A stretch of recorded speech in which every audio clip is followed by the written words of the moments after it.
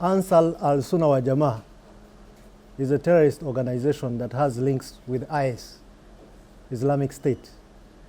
We tried to establish the links. Actually, its name comes from, Islamic State, and this was Islamic State of the Central African Province, IS-CAP. So it's a big network that connects actually with the one in DRC. So they are indeed, as you rightly put it, this is an organization that was trying to expand into, Mozambique, and it picked areas that were relatively, should I say, not very populated. We've carried out 3 operations, as previously mentioned. We have worked jointly with SADC to operate in the major strongholds of Ansar al-Sunnah wa Jamaa in Katupa Forest in Makomia. And we successfully dislodged them twice. And the few remnants that are there, because it's a very big forest, are also periodically engaged.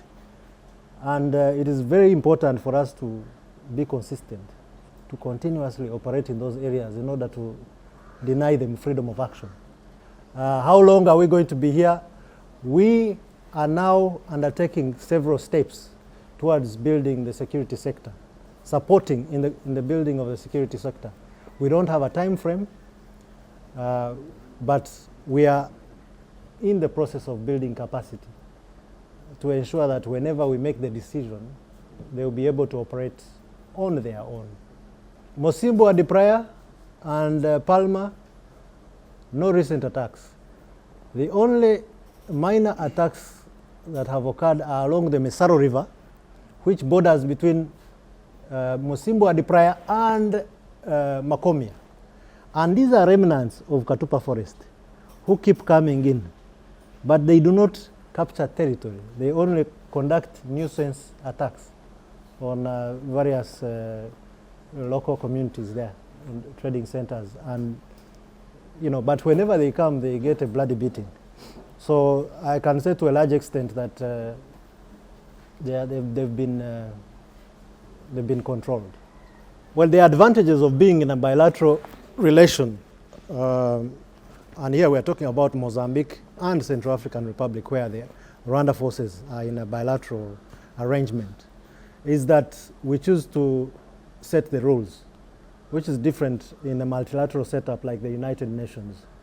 So whenever we want to operate, we don't wait for the UN headquarters to give us a go-ahead. 2, doctrine. The fact that there are multiple countries involved in an operation means that you need to agree on the modus operandi. You have to agree on the way, on how to fight. So in a bilateral setup, it is very easy for you to conduct operations whenever you feel like, however you feel like. And this creates quick success.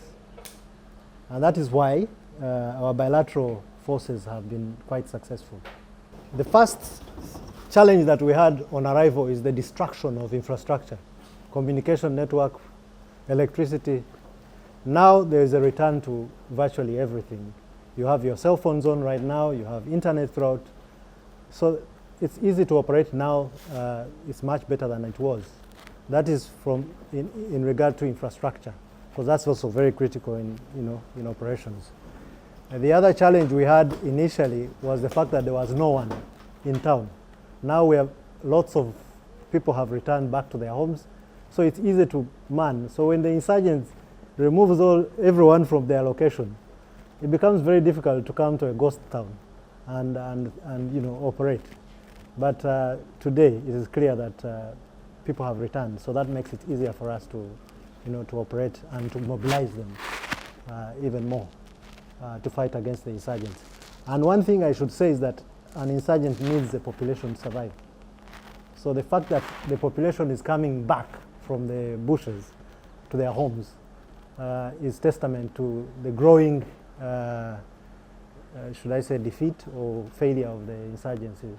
We have trained the first cohort of Mozambicans in Rwanda who graduated a couple of days ago in advanced training.